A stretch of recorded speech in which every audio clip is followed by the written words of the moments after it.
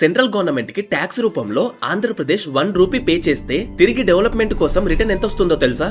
Just 46 పైసా మాత్రమే. తెలంగాణకి 49 పైసా, కర్ణాటకకి 13 పైసా, కేరళకి 63 పైసా అండ్ తమిళనాడుకి 27 పైసా మాత్రమే రిటర్న్ వస్తున్నాయి. అదే సేమ్ 1 రూపీ బీహార్ గనక సెంట్రల్ గవర్నమెంట్ కి పే చేస్తే వాళ్ళకి ఎంత రిటర్న్ వస్తుందో తెలుసా? దాదాపు 7 to 9 రూపీస్ రిటర్న్ వస్తుంది. ఇక్కడ మీరు సౌత్ వర్సెస్ నార్త్ స్టేట్స్ కి క్లియర్ డిఫరెన్స్ ని ఐడెంటిఫై చేయొచ్చు. సెంట్రల్ గవర్నమెంట్ అన్ని స్టేట్స్ దగ్గర ఈక్వల్ గా ట్యాక్స్ వసూలు చేస్తుంది, కానీ బడ్జెట్ విషయానికి వచ్చేసరికి అందరికి ఈక్వల్ గా ఇవ్వదు. నార్మల్ గా ఒక సామెత ఉంటుంది, ఉన్నోడి దగ్గర దోచుకొని లేనోడికి ఇవ్వాలి అని. సేమ్ సెంట్రల్ గవర్నమెంట్ అదే ఫాలో అవుతుంది. పోనీ బీహార్ ఏమైనా జీడీపీ విషయంలో ఎక్కువ కాంట్రిబ్యూట్ చేస్తుందా అంటే అది కూడా లేదు. GDP, IT development, education, population, per capital income ఇలా ప్రతి ఒక్క విషయంలో కూడా 10 నార్త్ ఇండియన్ స్టేట్స్ కంటే జస్ట్ 5 సౌత్ ఇండియన్ స్టేట్స్ చాలా స్టెప్ ఫార్వర్డ్ ఉన్నాయి. అయినా సరే సెంట్రల్ గవర్నమెంట్ నుండి సౌత్ ఇండియన్ స్టేట్స్ కి చిల్లర కూడా రావట్లేదు. పోనీ నార్త్ ఇండియాకి మనకన్నా 10 టైమ్స్ ఎక్కువగా ఇస్తే వాళ్ళు ఏమైనా డెవలప్ అవుతున్నారా అంటే అది లేదు. వాళ్ళకి సరైన ఎడ్యుకేషన్ రావట్లేదు, సరైన జాబ్స్ కూడా క్రియేట్ అవ్వట్లేదు. ఈ రోజు ఈ వీడియోలో సౌత్ ఇండియన్ స్టేట్స్ యొక్క వాల్యూ ఏంటి అండ్ అలాగే నార్త్ ఇండియన్ స్టేట్స్ యొక్క వాల్యూ ఏంటి,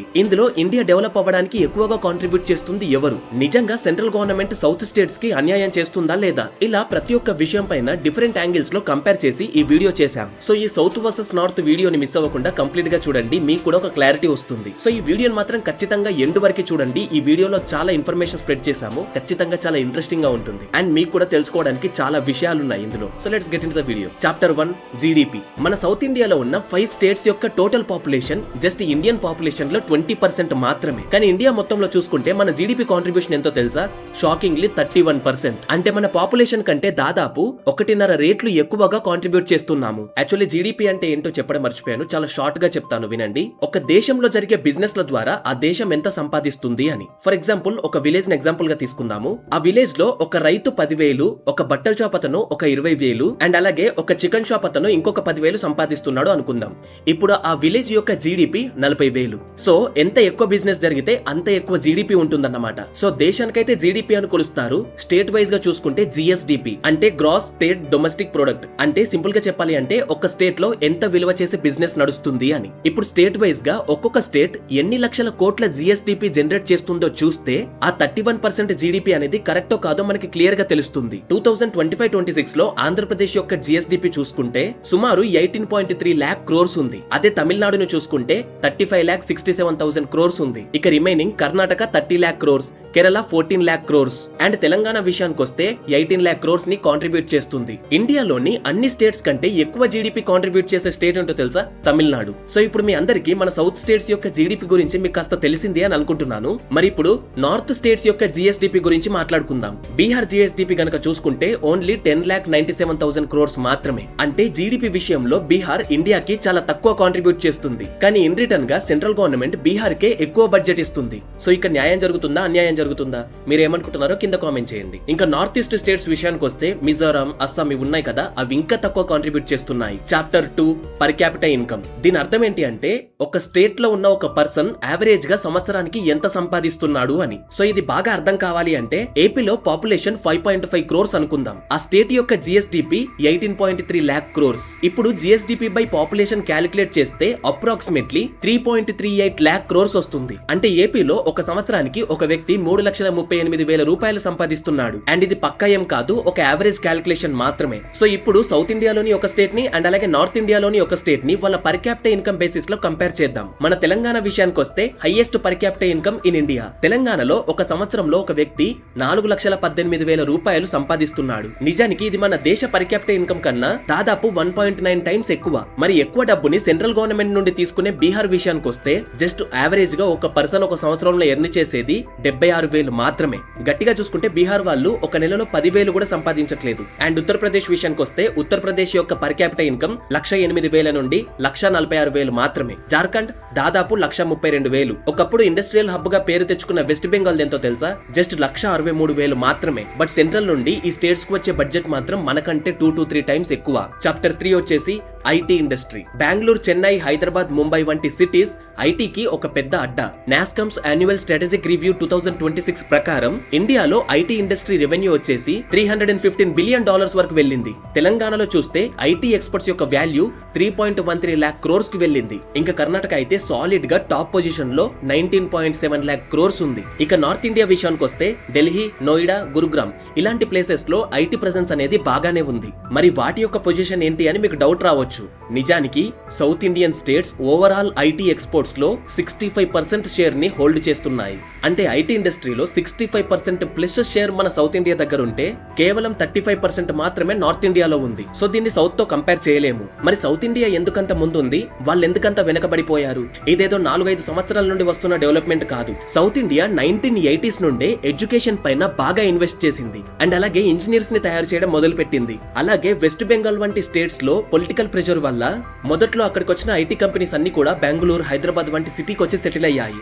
సో ఆ రోజుల్లో మన వాళ్ళు ఎడ్యుకేషన్ పై ఇన్వెస్ట్మెంట్ చేయడం వల్ల ఇవాళ మన సిచ్యువేషన్ వేరేలా ఉంది. సో ఇక్కడ ఎడ్యుకేషన్ లేకుండా ఐటీ కానీ డెవలప్మెంట్ కానీ జరగడం అనేది పాసిబుల్ కాదు. Chapter 3 education. Highest literacy rate అంటే అక్షరాస్యత ఎక్కువగా ఉన్న స్టేట్ గనుక చూసుకుంటే అందులో ఫస్ట్ పొజిషన్ లో ఉంది కేరళ విత్ 95%. అంటే కేరళలో ఉన్న పాపులేషన్ లో 95% పీపుల్ కి చదవడం గానీ రాయడం గానీ వచ్చు. అదే నార్త్ స్టేట్స్ లో గనక చూసుకుంటే అదే లిటరసీ రేట్ లో బీహార్ ని గనక చూసుకుంటే 70% ఉంది. అండ్ ఇక్కడ షాకింగ్లీ ఇండియాలో లీస్ట్ లిటరసీ రేట్ ఉన్న స్టేట్స్ టాప్ 10 గనక తీస్తే అందులో మన ఆంధ్రప్రదేశ్ అండ్ తెలంగాణ కూడా ఉన్నాయి. సో ఈ ఒక్క విషయంలో మనం రిగ్రెట్ అవ్వాలి, తప్పదు. And chapter 4 population. మన సౌత్ స్టేట్స్ అన్ని కూడా పాపులేషన్ కంట్రోల్ లో దేశానికి ఒక ఆదర్శంగా నిలిచాయి. ఎస్ఆర్ఎస్ స్టాటికల్ రిపోర్ట్ 2024 ప్రకారం కేరళ యొక్క టోటల్ ఫెర్టిలిటీ రేట్ TFR వచ్చేసి 1.3, తమిళనాడు వచ్చేసి 1.3, ఆంధ్రప్రదేశ్ 1.4 దగ్గర ఉన్నాయి. అంటే ఈ రాష్ట్రాల్లో మహిళలకి 2 లేదా వాళ్ళకంటే తక్కువ పిల్లలు పుడుతున్నారు. యాక్చువల్ గా ఇది 2.1 ఉండాలి, కాకపోతే మన సౌత్ స్టేట్స్ దానికంటే తక్కువే ఉన్నాయి. సో పాపులేషన్ అనేది కంట్రోల్ గా ఉన్నప్పుడు ఉద్యోగ అవకాశాలు అనేది ఖచ్చితంగా పెరుగుతాయి, కాంపిటీషన్ అనేది తగ్గుతుంది. అండ్ ల్యాండ్ రేట్స్ గానీ, క్వాలిటీ ఎడ్యుకేషన్, హెల్త్ కేర్ ఇవన్నీ కూడా డైరెక్ట్లీ ప్రపోర్షనల్ టు పాపులేషన్. ఒకవేళ పాపులేషన్ గనక కంట్రోల్ ఉంటే స్టేట్స్ అనేవి తొందరగా డెవలప్ అవుతాయి.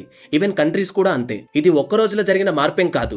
కేరళ 1998 లోనే ఈ ఫీట్ ని అచీవ్ చేసింది. ఆ కాలంలో ఇండియన్ TFR ఎంత ఉందో తెలుసా? అంటే టోటల్ ఫర్టిలిటీ రేట్ ఎంత ఉందో తెలుసా? 4. అంటే ఒక్కరికి 4 పుడుతున్నారు. ఆ కాలంలోనే కేరళ దాన్ని కంట్రోల్ చేసింది. ఆ తర్వాత తమిళనాడు 1993 లో, ఆంధ్రప్రదేశ్ 2004 లో ఈ లెవెల్ ని రీచ్ అయ్యాయి. విచ్ మీన్స్ పాపులేషన్ ని కంట్రోల్ చేయాలి అనే ధ్యేయంతో ఆ టార్గెట్ ని రీచ్ అయ్యాయి. మరోవైపు బీహార్ ని గనక చూసుకుంటే ఇప్పటికీ బీహార్ యొక్క TFR వచ్చేసి అంటే టోటల్ ఫర్టిలిటీ రేట్ వచ్చేసి 2.9 ఉంది. అంటే దాదాపు ఒక్క మహిళకి 3 పిల్లలు పుడుతున్నారు. ఉత్తరప్రదేశ్ విషయానికి వస్తే 2.6 ఉంది. ఈ రాష్ట్రాలు రీప్లేస్మెంట్ లెవెల్ ని రీచ్ చేయడానికి 2039 వరకు పట్టొచ్చు అని పాపులేషన్ ప్రొజెక్షన్స్ చెప్తున్నాయి. మరి సౌత్ ఇండియా పాపులేషన్ ఎలా కంట్రోల్ చేయగలిగింది అనే క్వశ్చన్ మీకు రావచ్చు. దానికి main reasons better education, very important women education and అలాగే ఉమెన్ ఎంపవర్మెంట్ కూడా. Even family planning awareness, better health care and economic development ఇవన్నీ కూడా దీనికి తోడ్పడ్డాయి. కానీ ఇప్పుడు ఇదే సక్సెస్ సౌత్ ఇండియాకి ఒక పెద్ద ఛాలెంజ్ గా మారుతుంది అని చాలా మంది చర్చిస్తున్నారు. మొన్న డీలిమిటేషన్ అనే విషయంలో సౌత్ వర్సెస్ నార్త్ గొడవలు జరిగాయి కదా, మీ అందరికీ గుర్తుండే ఉంటుంది. ఒకవేళ ఫ్యూచర్ లో ఆ డీలిమిటేషన్ గనక వస్తే పాపులేషన్ ఎక్కువగా పెరిగిన రాష్ట్రాలకి ఎక్కువ లోక్సభ సీట్స్ వచ్చే అవకాశం ఉంటుంది. అంటే ఉత్తరప్రదేశ్, బీహార్ వంటి రాష్ట్రాలకి సీట్స్ పెరగొచ్చు. కానీ పాపులేషన్ ని ముందుగానే కంట్రోల్ చేసిన సౌత్ స్టేట్స్ కి మాత్రం ఈ లోక్సభ సీట్స్ అనేవి తగ్గే అవకాశం ఉందని ఆందోళన వ్యక్తం అవుతుంది. దానివల్ల పొలిటికల్ వైజ్ గా చూసుకుంటే సౌత్ ఇండియా ఒక పవర్ అనేది తగ్గుతుంది. ఎందుకంటే ఆబ్వియస్లీ నార్త్ ఇండియాలో ఎక్కువ పాపులేషన్ ఉంది కాబట్టి ఎక్కువ ఎంపీలు ఉంటారు, సౌత్ ఇండియాలో తక్కువ పాపులేషన్ ఉంది కాబట్టి తక్కువ ఎంపీలు ఉంటారు. మేబీ అది సెంట్రల్ లో ఉండే పార్టీస్ కి ఫేవర్ కూడా అవ్వచ్చు. అదే విధంగా సెంట్రల్ గవర్నమెంట్ కూడా పాపులేషన్ ఎక్కువగా ఉన్న రాష్ట్రాలకి ఎక్కువ ఫండ్స్ ఇస్తుంది. సో దీన్ని బట్టి చూసుకుంటే మన పాపులేషన్ తక్కువ కాబట్టి మనకు తక్కువ వస్తుంది. సో సింపుల్ గా చెప్పాలి అంటే మనం రెస్పాన్సిబుల్ గా పాపులేషన్ ని కంట్రోల్ చేసినందుకు మనకే బొక్క పడుతుంది. సో ఈ పాపులేషన్ అనే ఫ్యాక్టర్ గురించి మీరేమనుకుంటున్నారో కింద కామెంట్ చేయండి. యాక్చువల్ గా ఈ ఒక్క ఇష్యూ పైన 2 వైపుల వాదనలు ఉన్నాయి. దీని గురించి ఇందులోనే చెప్తే సరిపోదు, ఒక సెపరేట్ వీడియో చేస్తాను. అండ్ చాప్టర్ 5 వచ్చేసి ఇన్ఫ్రాస్ట్రక్చర్. ఇన్ఫ్రాస్ట్రక్చర్ అనేది రోడ్స్, రైల్వేస్, మెట్రోస్, పోర్ట్స్ వీటన్నిటి గురించి ఉంటుంది. ఇలాంటి ఫెసిలిటీస్ అన్నింటినీ రిప్రజెంట్ చేస్తుంది. ఒక స్టేట్ లేదా ఒక రీజియన్ డెవలప్ అవ్వాలి అంటే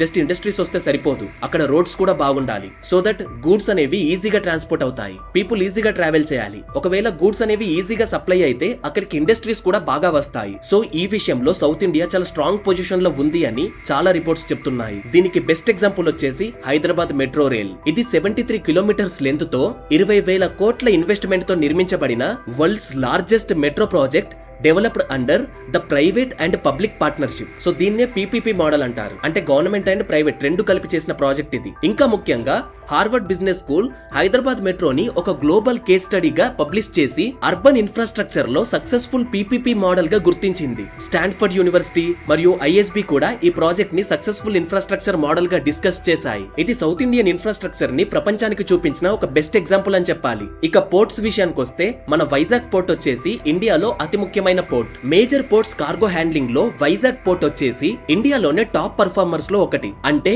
ఎక్స్పోర్ట్స్, ఇంపోర్ట్స్, మ్యానుఫ్యాక్చరింగ్ ఇండస్ట్రీస్ కి ఇది చాలా పెద్ద అడ్వాంటేజ్. అదే విధంగా చెన్నై పోర్ట్ ని గనక చూసుకుంటే బే ఆఫ్ బెంగాల్ లో లార్జెస్ట్ పోర్ట్ అండ్ అలాగే ఓల్డెస్ట్ పోర్ట్ కూడా. వరల్డ్ బ్యాంక్ ర్యాంకింగ్స్ తో గనక చూసుకుంటే చెన్నై పోర్ట్ కూడా ఇండియాలో టాప్ పర్ఫార్మింగ్ కంటైనర్ పోర్ట్స్ లో ఒకటి. వైజాగ్ మరియు చెన్నై రెండు పోర్ట్స్ సౌత్ ఇండియాకే కాదు ఇండియాకి కూడా ఎకనామిక్ గ్రోత్ కి బ్యాక్ బోన్ లాగా పనిచేస్తున్నాయి. ఇక రోడ్వేస్ విషయానికి వస్తే మన సౌత్ ఇండియన్ రోడ్స్ అనేవి నార్త్ ఇండియన్ రోడ్స్ కంటే చాలా బెటర్. ఓన్లీ ఆంధ్రప్రదేశ్ లోనే చూసుకుంటే సుమారు 8,683 కిలోమీటర్ల నేషనల్ హైవేస్ ఉన్నాయి. ఒకవేళ ట్రాన్స్పోర్ట్ ఫెసిలిటీ గనక స్టేట్స్ లో బాగుంటే అక్కడికే ఎక్కువ ఇండస్ట్రీస్ వస్తాయి. ఇది ప్రతి స్టేట్ గుర్తించాలి. ఈవెన్ టూరిజం కూడా పెరుగుతుంది. ఎందుకంటే ఎవరైనా సరే రోడ్లు బాగుంటేనే కదా అక్కడ ఇంట్రెస్ట్ చూపించేది. ఇప్పటికీ కూడా నార్త్ ఇండియా కంటే సౌత్ ఇండియాలోనే ఇండస్ట్రీస్ పెట్టడానికి అంతో ఎంతో నార్త్ ఇండియాలో ఈ ఇన్ఫ్రాస్ట్రక్చర్ పై ఫోకస్ చేసింది ఎవరో తెలుసా? మన యూపీ చీఫ్ మినిస్టర్ యోగి గారే. ఎస్, ఆయన హయాంలో చాలా ఎక్స్ప్రెస్ వేస్ నిర్మించబడ్డాయి అండ్ దాని వల్ల యూపీకి కూడా ఇండస్ట్రీస్ రావడం మొదలయ్యాయి. అదే విధంగా నార్త్ ఇండియాలో చూసుకుంటే ఢిల్లీ మెట్రో చాలా పెద్దది అండ్ ఈవెన్ అట్ సైడ్ కూడా చాలా ఎక్స్ప్రెస్ వేస్ ఉన్నాయి. కాకపోతే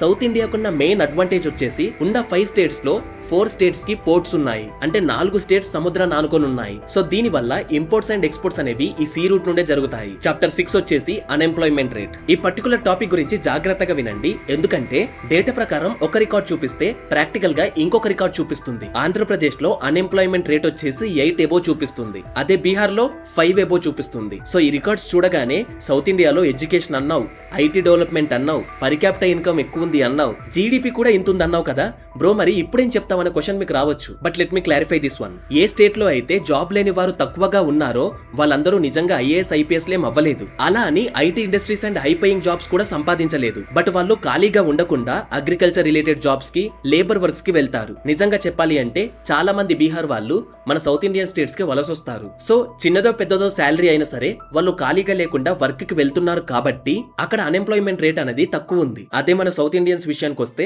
మనందరికి దాదాపు ఎడ్యుకేషన్ ఉంటుంది కాబట్టి చాలా మంది పెద్ద పెద్ద డ్రీమ్స్ పెట్టుకుంటారు. పెద్ద పెద్ద కంపెనీస్ లో జాబ్ చేయాలి, ఐఏఎస్ ఐపీఎస్ అవ్వాలి, ఇలాంటి డ్రీమ్స్ పెట్టుకొని వాళ్ళు చిన్న జాబ్స్ పై అంత ఫోకస్ చేయరు. అండ్ కొంతమంది అయితే చిన్న చిన్న జాబ్స్ ని ఇలా కూలి పనులను అయితే కన్సిడర్ కూడా చేయరు. సో దీని వల్లే సౌత్ ఇండియాలో ఎడ్యుకేషన్ ఎక్కువగా ఉన్నా సరే అన్ఎంప్లాయ్మెంట్ రేట్ అనేది కూడా ఎక్కువగానే ఉంది. సింపుల్ గా చెప్పాలి అంటే ఈ రోజుల్లో బీటెక్లు, డిగ్రీలు చేసిన వాళ్ళు 5,000కు 6,000కు పనిచేయమంటే సౌత్ ఇండియన్స్ మాత్రం దానికి ఇంట్రెస్ట్ చూపించట్లేదు. North Indians like Bihar, UP states వాళ్ళు 8th, 10th చదువుకున్నా సరే ఆ పనులను చేస్తున్నారు. ఎందుకంటే వాళ్ళకి వేరే ఆప్షన్ లేదు. సో నా కంక్లూజన్ ఏంటి అంటే సౌత్ స్టేట్స్ అనేవి నార్త్ స్టేట్స్ కంటే చాలా ముందున్నాయి.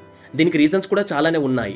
అండ్ కంపారిజన్ లో కూడా నేను అన్ని కంపేర్ చేయలేదు. ఫుడ్ విషయానికి వచ్చినా, కల్చరల్ విషయానికి వచ్చినా అందులో కూడా సౌత్ స్టేట్స్ ఏం తక్కువ కాదు. వాట్ ఐ ఫీల్ అంటే ఎందుకు సెంట్రల్ నుండి సౌత్ కంటే సపోర్ట్ రావట్లేదు అనే విషయానికి నా కంక్లూజన్ ఏంటి అంటే మెయిన్ రీజన్ వచ్చేసి సెంట్రల్ లెవెల్లో అసలు మనకు పొలిటికల్ పవర్ అనేది ఎక్కువగా లేదు. బాగా అబ్జర్వ్ చేయండి, అసలు సౌత్ ఇండియా నుండి ప్రైమ్ మినిస్టర్ అయిన వాళ్ళు ఎంతమంది? 2 మాత్రమే. అందులో ఒకరు మన తెలంగాణ నుండి పివి నరసింహారావు గారు అండ్ అలాగే కర్ణాటక నుండి దేవేగౌడ గారు. అండ్ అది కూడా ఆయన జస్ట్ 1 year మాత్రమే పవర్ లో ఉన్నారు. సో పొలిటికల్ పవర్ అనేది తక్కువ ఉండడం కూడా నేను ఒక రీజన్ అనుకుంటున్నాను. మీరేమనుకుంటున్నారో కింద కామెంట్ చేయండి. సో ఇది గైస్ ఇవాళ వీడియో. మీకు గనక మా వీడియో అండ్ మా అనలిటిక్స్ గనక నచ్చినట్టయితే ఈ వీడియోని ఖచ్చితంగా లైక్ చేయండి, షేర్ చేయండి అండ్ మర్చిపోకుండా మీకు ఏమనిపించినా సరే అది కింద కామెంట్ చేయండి. సో దట్ నాకు రీచ్ వస్తుంది అండ్ హై బటన్ ని కూడా ప్రెస్ చేయండి. సో నెక్స్ట్ ఇంకా ఇంట్రెస్టింగ్ కంటెంట్ రాబోతుంది. మన ఛానల్ ని సబ్స్క్రైబ్ చేసుకొని బెల్ ఐకాన్ ని ఆన్ చేసి పెట్టుకోండి. Thank you for watching.